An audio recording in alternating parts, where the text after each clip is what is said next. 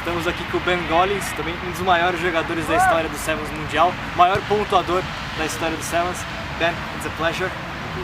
Let's start talking about, well, you have scored too many points, but probably one of the highlights of your career. I want to know what are the highlights of your career for yourself, but also about the Manchester Commonwealth Games that you played at home, a big sports, multi-sports event. So what was that time to play at home a big event like this? It was huge. I think, especially from a rugby playing perspective, it's not often that we're involved in a multi-sport event. Often we play a World Cup, which is just purely rugby. So seeing the multi-sport event was just so different, and it was great to be a part of not just the England rugby team, but England, the whole team, with all the sports, and being an event where it was all happening, being in the village, and then to be representing in your home ground, in your home turf was exceptional. And you know, it was a big highlight for me early on in my career, and I was lucky enough to go and play 2 or 3 more after that. But to start off, the event was huge, and you know, I think the Olympics was even bigger.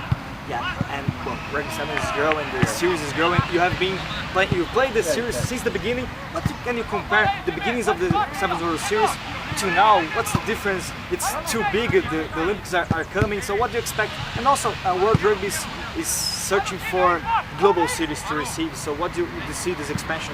I think over the last decade, the Sevens has gained huge momentum. Just in its support base, people loving the game, and what it's really done is help, I think, grow rugby even wider than where rugby was already grown. Because with Sevens, the beauty is it's easier for nations to put a team together. It's less numbers, and everybody can compete. You know, the bounce of the ball in a game of Sevens can be crucial, and you know. Then in 2009, when the Olympic inclusion happened, it's gone even bigger. And you know, you've seen Sevens as a side sport actually move into its own area, its own realm, and actually now 15s and 7s almost run side by side as 2 very big sports. And I wouldn't like to see them competing against each other. I think they benefit the game hugely, and the Olympics has been a massive part of it. And I think what's great as an athlete is the opportunities that gives. On one side you can go to the World Cup for your great nation, on the other side you can go to a gold medal. And well, you have been also some other developing countries, like Sri Lanka. I know you have been there. So what's the greatest challenge to make rugby grow in a developing country? For example, you've been in Sri Lanka, but also Brazil is a country that rugby is starting to grow now, to strive. So what do you think? I think one of the biggest things is obviously the sports that it competes against.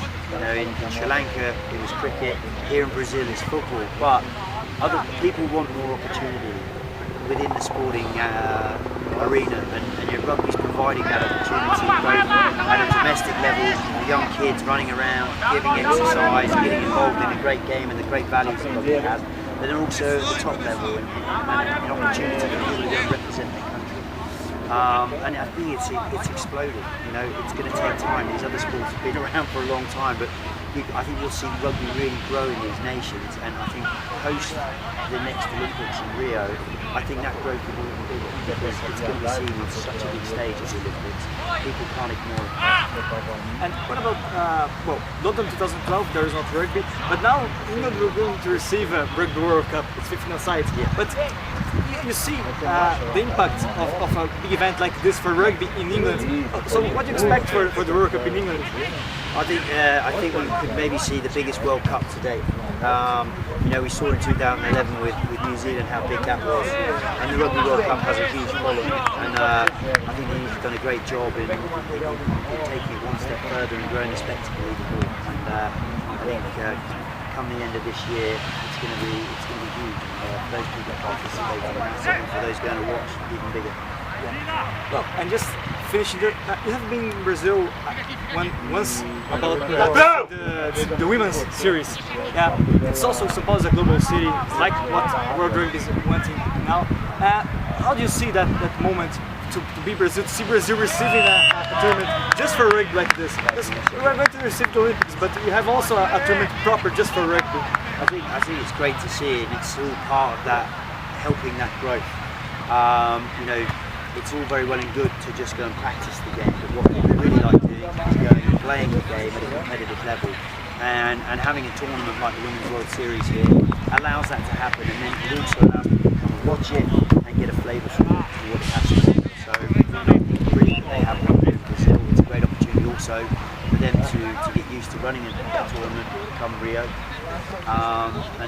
For those people participating in the Brazilian team, an opportunity to get used to playing in these competitions. So I think it's brilliant, and I think the World Series is growing across the world as well as the men's. Thank you, Ben. It's a pleasure. Cheers. Muito obrigado e encerramos por aqui.